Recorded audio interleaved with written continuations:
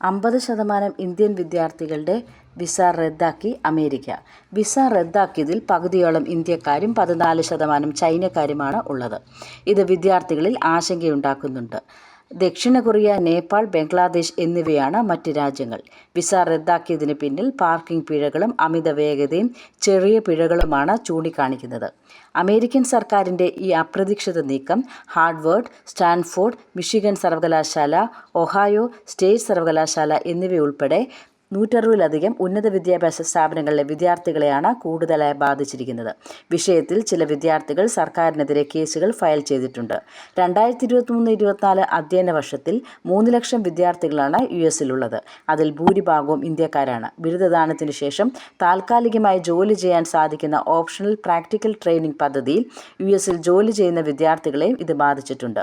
തൊഴിൽ വിസയോടൊപ്പം താൽക്കാലികമായി ജോലി ചെയ്യാൻ അവരെ പ്രാപ്തരാക്കുന്ന പദ്ധതിയാണിത്. ഏകദേശം 5 ലക്ഷം ബിരുദ വിദ്യാർത്ഥികളും 3,42,000 ബിരുദ വിദ്യാർത്ഥികളും ഉൾപ്പെടെ യുഎസിൽ 1.1 ദശലക്ഷത്തിലധികം വിദേശ വിദ്യാർത്ഥികളുണ്ട്. കോംഡേറ്റ് ന്യൂസ്, തിരുവനന്തപുരം.